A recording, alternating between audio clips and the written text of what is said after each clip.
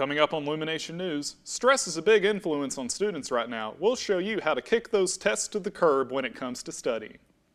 And we'll explain to you how purchases at Uncle Dave's are affecting you. Your Lumination News starts now. At Lipscomb University in Nashville, Tennessee. From the Department of Communication and Journalism. Recorded live from the Mulliken Studios in Ezell. A program produced for students, by students. This is Lumination News. Welcome to Lumination News. I'm Kelly Dean. And I'm Jeremy Keck. Brad Wyatt recently announced his resignation as Director of Lipscomb Security and Safety.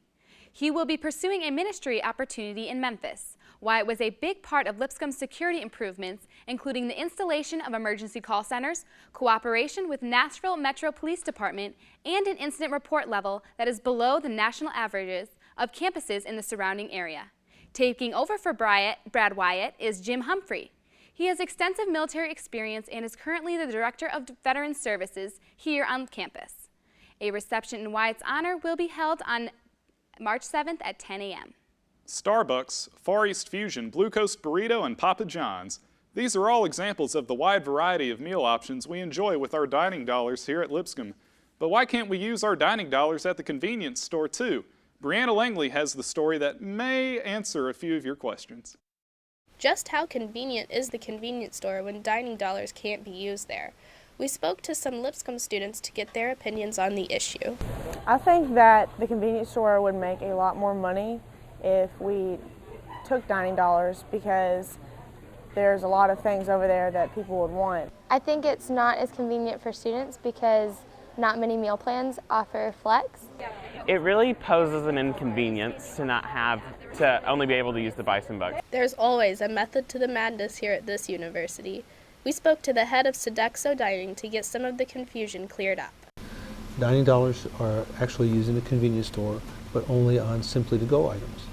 So things that are prepared in-house.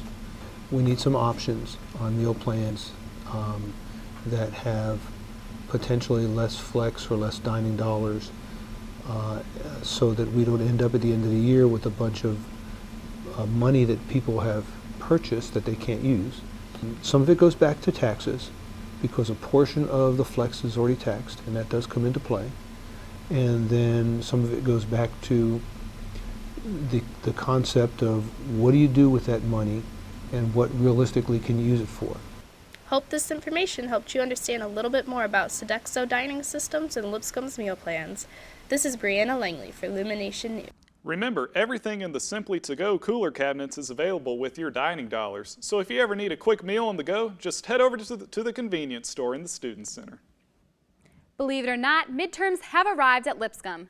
Let's see what others have to say about their midterm preparations. Preparing for midterms by studying really hard and trying to recover from Pledge Week. Well, actually, none of my classes have given me midterms this semester. Mine are over. To prepare for midterms, I'm trying to read over some stuff, so that's what I'm kind of focusing on, is time management. For midterms to prepare, I am going to study with my best friend Erin Lane Castman, so shout out! So I prepare for midterms with denial. I don't know, I just really relax. I don't really get too stressed over it because, I mean, it's not at the end of the semester. Don't do what I do. Study a lot and make good grades. I drink a lot of coffee. I stay at Starbucks a lot, and I stay up to 3 o'clock in the morning to study. I am preparing for midterms by pretending that they aren't happening. Probably going to need to get all the notes from my class because I really have been slacking pretty bad. Probably just lock myself in the library, in the study room, and go over all of the notes that I have so far. Good luck on your midterms, and make sure you're not caught by surprise come final week, which start April 26th. Spring break is quickly coming our way. For those who decided to spend their vacation serving others, this means it is almost time to embark on a mission trip. We know that sometimes it may be a little difficult to fundraise, so here are some creative tips designed to put your mind at ease while preparing for the experience. I think a creative way to fundraise money for mission trips is a movie night. I play an instrument, so I put on a concert and a dinner at my church, and people could contribute however much money they wanted. You could have this awesome car wash and like cycle people through, like spray all over them and stuff. My team and I got together and we did a parents' night out, and so all the parents got to drop off their kids at our church, and we watched their kids for 2 nights in a row, and then they gave us donations for our mission trip. A creative way would be panhandling in Hillsborough Village with a banjo. I think a creative way to fundraise for mission trips is to do a fundraiser through Sweet Cece's, where they donate some of their profit to your trip. I found that a very creative way to raise money for mission trip is just ask the parents. They got the dough. Me and 3 other girls, we just went through our houses and got a bunch of our stuff together and then had a really massive yard sale. And we asked for donations from people at our church and people in the neighborhood and community, so that way we could just get as much as we could and sold as much as we could. If you want to do a bake sale or an event on campus to raise the rest of the money, visit the Campus Life office in the basement of the Student Center. It's still cold outside, but that's no excuse to not get a great workout in. The Student Activity Center has a theme every month and activities you can join to make getting fun fit. There's lots of awesome stuff going on in the SAC in March. March is Nutrition Month. We're going to have Facebook and Twitter trivia every day. On every Monday, if you answer one of the trivia questions correctly, you can win free Campus Rec gear, like a dry fit shirt, water bottle, you name it, you can win it. March 11th is our Free Nutrition Consult Week. If you're interested in learning more about healthy habits for weight loss, just building a healthy diet. We also have volleyball, dodgeball, and tennis intramurals beginning. You can sign up on IM Leagues and register from there. We also have tons of great things going on in the SAC. We'd love to have you come on out and try one of our new group fitness classes. Find time before, after, or between classes to get fit. There are plenty of things to do every day at the SAC. Stop by to view a calendar of events which changes every month.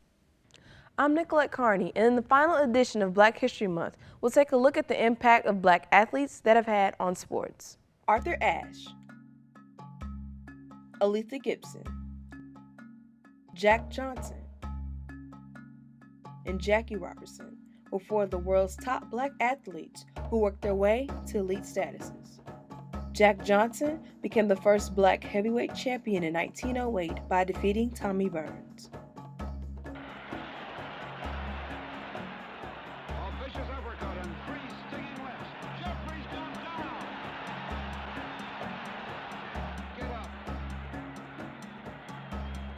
In 1946, Jackie Robinson joined the Brooklyn Dodgers, being the first black Major League Baseball player, leading them to the 1955 World Series, in which they won. In the world of tennis, Aletha Gibson became the first black player to win a Grand Slam and Wimbledon in 1957. And Arthur Ashe became the first black male to win the U.S. Open in 1968 and Wimbledon in 1975. Along with making an impact on the court, he made one outside as well, with HIV and AIDS awareness after he contracted the disease from a blood transfusion.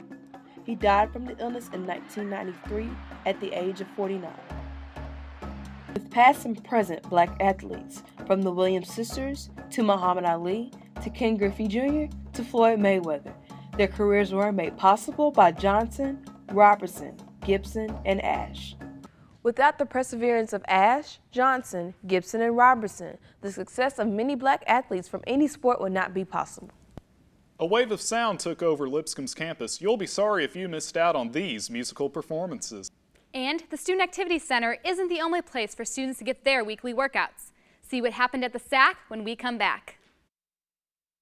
Summertime's here and everyone likes to get outside and enjoy the outdoors. But to keep the environment a safe, clean place, we need everyone's help. Cigarette litter is a fire hazard, environmental danger, and litter nuisance. Filters on a cigarette take years to decompose and can threaten aquatic life and water supplies. Take a second to properly dispose of cigarette butts in an ashtray or approved receptacle. Remember, considerate smokers don't litter. Don't be a bonehead. Dispose of those butts properly. And remember to go green with Dr. Gangrene. I went to Jamaica. I went to Jamaica. I worked on a medical and dental missions group that traveled around to different areas of Guatemala. Teaching the kids about Jesus. We helped hand out food to people who didn't have any. It was a very eye-opening trip. It's good to go on mission trips. I'd say without a doubt go on a mission trip. It's definitely worth the time. You'll be able to change people's lives, and it'll change your own life when you do it. I count every blessing. Visit missions.lipscomb. .edu. Thanks for tuning in. You're watching this week's Lumination Newscast. I'm Jeremy Keck. And I'm Kelly Dean. Some of Lipscomb's finest musicians took the stage this week. The Jazz Band and Wind Ensemble put on concerts that you'll wish you would have seen if you missed them. Joe Sanderson tells us more. The Lipscomb Jazz Ensemble played at Shamlin Theater last Thursday. They played some of the greatest jazz standards from the 1930s to recent pieces, including some Latin tunes.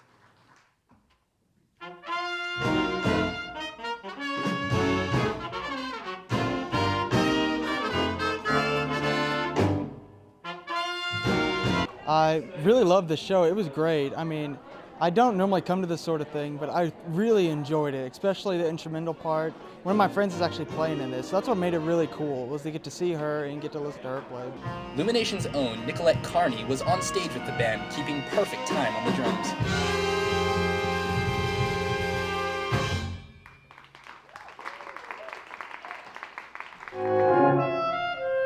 Another recent concert was put on in Collins Alumni Auditorium by Lipscomb University's Wind Ensemble.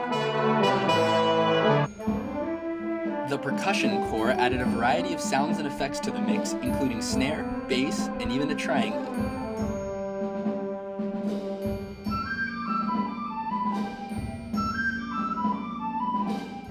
There were several solos during the performance, such as this one from Elliot Lovegood.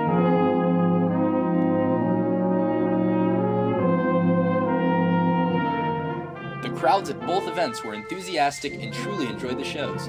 I'm Joe Sanderson for Lumination News.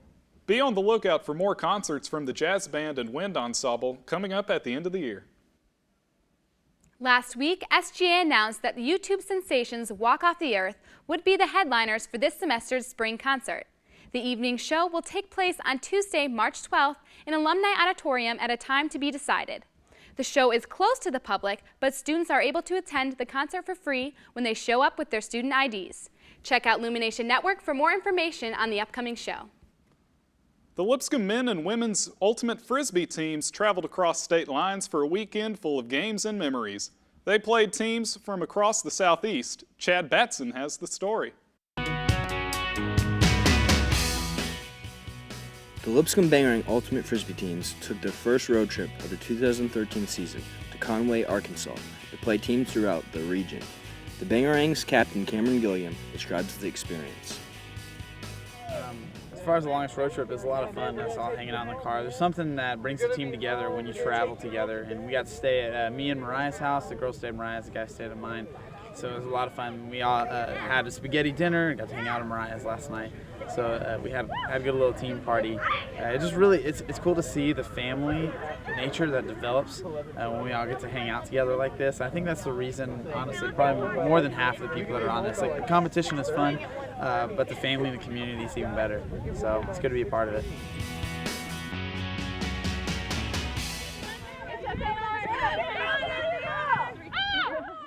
The girls' captain, Jacqueline Shunk, describes the strength of the Lady Bangarangs. Well, we have a pretty aggressive team when it comes down to defense, and in all of our other sports, we're better defensively. So I think that just kind of comes with the team. But better offenses comes from better defense. So. The game experience was a valuable learning tool for the girls' team. One of the biggest things that we learned was that sometimes you can learn it in practice and have it shown to you and run it in practice, but you're never really going to know how it's played until you play it in a game.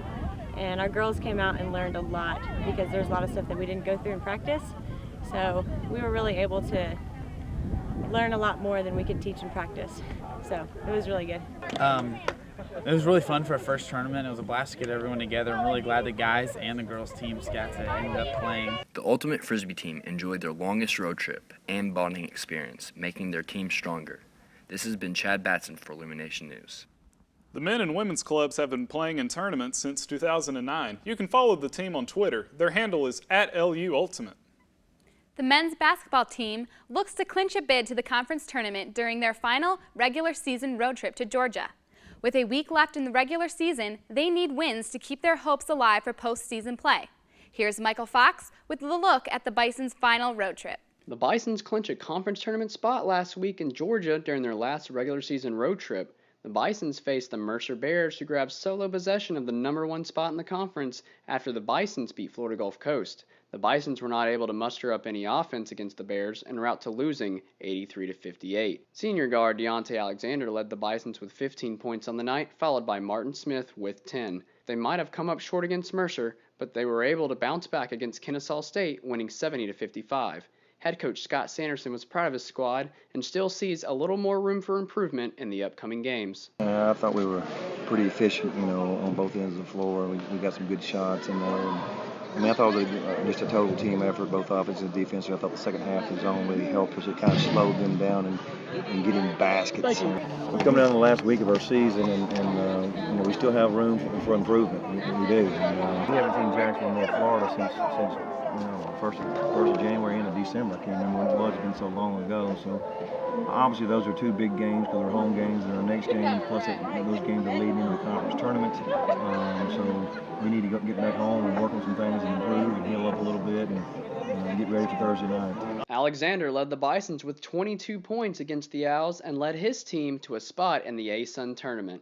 My coaches and my teammates have complete confidence in me, and I'm just playing at a high level right now. A lot of people on our bench stepped up. Talbot, Chad, they played some good minutes for us. John Ross played some great minutes for us. Talbot's done. I love it. We've been wanting him to do that all season.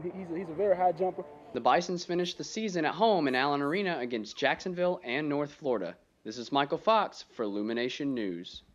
Congratulations to the Bisons on their bid to the Atlantic Sun Conference Tournament. Check the Athletics website for more information about who the Bisons will battle in the tournament. Congratulations and go Bisons. In a special edition of Nashville Spotlight, Ariel, Nicolette, and Sydney searched the city of Nashville to uncover the best of a special Southern pastry. Hi, this is Nicolette Carney with this week's Nashville Spotlight. A few weeks back, we were like, who makes the best biscuits in Nashville? So we decided to find out ourselves. Right now, we're at Cafe Monell's on Bransford Avenue, which is the sister to Monell's restaurant in Germantown. Let's take a look inside.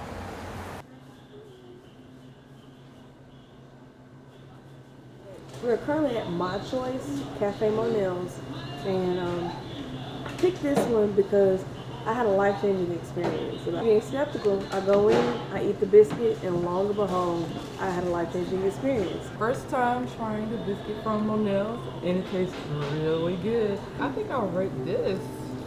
I think it's about 9.5 actually. We're here at My Choice, the Loveless Cafe. I like their biscuits because they come with strawberry jelly, blackberry, or even peach. But my favorite is just plain old butter. Just had the Loveless biscuit, and I love the flakiness. I would say with just the biscuit and butter, about a 9.5. But with preserves, a 50. We are at our last stop. We are at Cracker Barrel. And of course, it wouldn't be complete if we had a biscuit. And we're about to end this.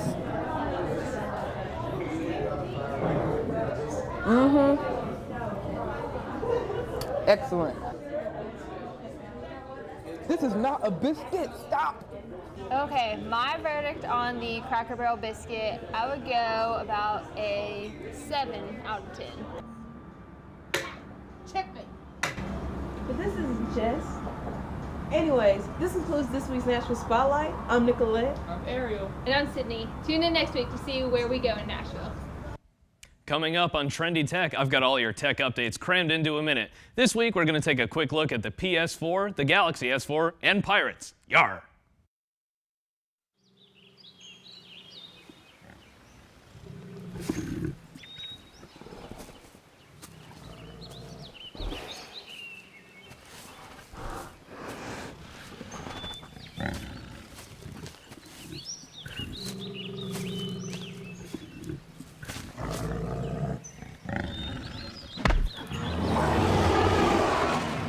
Makes as much sense as driving drunk. Welcome to Trendy Tech. This week, we're taking a look at Sony's new console, Samsung's new phone, and the government's cracking down on piracy. The PS4, so much to look forward to. The good news is it has 8 gigs of RAM, 8 CPU cores, and 2 teraflops computational performance. The future of gaming is looking great. And now we get to the bad news. Neither your DualShock 3 controllers nor your PSN purchases will work. If you're a die-hard Sony fan, say goodbye to your wallets, folks. Also, it looks like they're going to be going with digital distribution of games, no discs. That could be a good or bad thing, who knows? All I know is I'm super excited for the next generation of games. Killzone. Hit the deck, mateys. If you're with AT&T, Comcast, or Verizon and happen to share files online illegally, be worried about the copyright alert system. If you're caught pirating material, you'll first be encouraged to stop, then your internet speed slowed down, and then redirected to a page where you have to complete a copyright education program. Ouch. Overseas, several threats from anti-piracy groups have shut down Sweden's notorious pirate party. They've let go of the Pirate Bay. But this wasn't the end. They're now serviced by a new party in Norway and will be called the Hydra Bay. So it looks like they're still sailing, this time as a 6-headed snake. Samsung just announced the Galaxy S4. It's supposed to have a whopping list of features that make your old S3 look like a piece of cardboard. A 5-inch OLED HD display with 1920 by 1080 resolution, 2.5 gigs of DDR3 RAM, a 13 megapixel camera. Whew. You know, I'm excited for this new update, but they could have at least given me some time to get used to my S3. Anyway, you can look forward to the official launch of the S4 on March 14th. That's all I have for now. Let's head on over to Jessica Burke with the weather. Thanks, Nick. I'm Jessica Burke here to take a look at this week's weather. Starting with our national temperatures, it's pretty chilly across the board. We have 19 in Denver, 23 in Salt Lake City, 44 in Phoenix, and Los Angeles is better with a 57 degrees.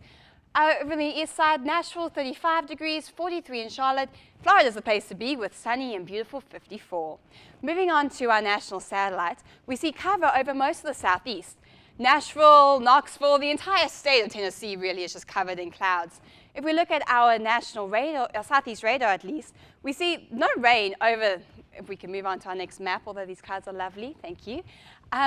We see some pockets of snow up in Illinois. We see some snow over here in Iowa and Pennsylvania and West Virginia, but no snow for us Nashvillians. Over the weekend, however, this system will move across and down, and we will get some rain. Moving on to our regional temperatures. Tennessee staying really chilly, not really breaking 40 except for in Chattanooga. Knoxville's 34, Nashville 35, Jackson 35, and 39 in Memphis. We're going to take a look at our 7-day forecast. We see some weather over the weekend being rainy and chilly. 39 on Friday, Saturday and Sunday also in the 30s, 24 down to 22 on Sunday night. Tuesday will warm up to 51 degrees, but there will still be some rain, and Wednesday a slightly sunny 50. Well, that's your weather, Lipscomb. I hope you stay warm and stay dry. Up next is Caitlin with your entertainment. Up next, we will find out what Chuck Norris's hair and an Oscar winner's dress had in common, who literally fell head over heels for her award, as well as some marriage advice from a controversial Kardashian. Your entertainment news up next. Oh, those boys are much too much. Those boys are much too much. We got the spirit. We're hot. We can't be stopped. We got the spirit. We're hot. We can't be stopped. We're going to beat them and bust them. The smallest moments can have the biggest impact on a child's life. Let's get a little bit rowdy. R-O-W-D-Y. Take time to be a dad One more today. time. Oh, those boys are much too much. Those boys. Viewers all over America tuned in to watch the coverage of the biggest award show of the year, the Oscars. Catching you up on the slips, dress misfits, and award winners, I'm Caitlin Sell with your entertainment. The Worst Dress Award of the Oscars goes to Anne Hathaway, who made the poor decision of switching dresses just hours before the start of the show from her gorgeous original Valentino gown to this pale pink dress that she described as business in the front and party in the back. No, Anne, no. It should be a sign that if you're describing your Oscars dress as a mullet, then you've earned a guaranteed spot on the worst dress list.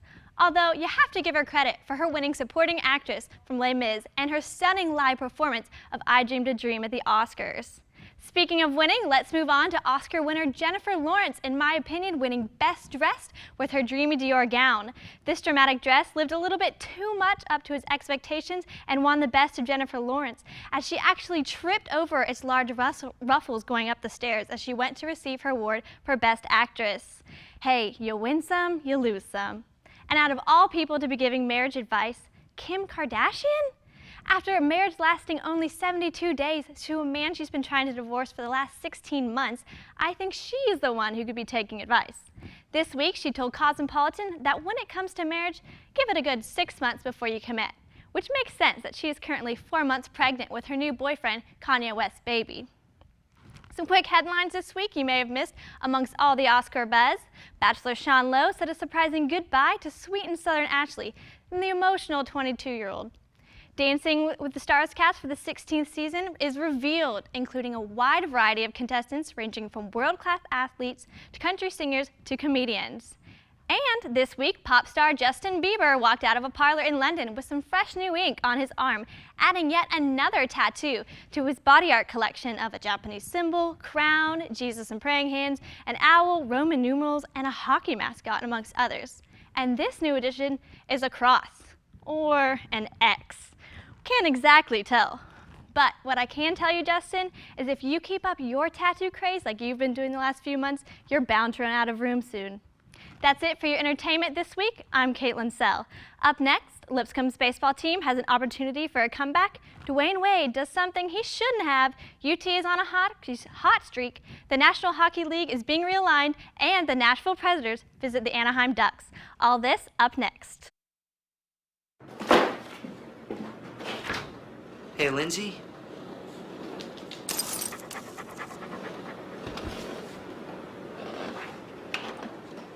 I wish you didn't smoke weed. You're not the same when you smoke. And I miss my friend. I'll be outside.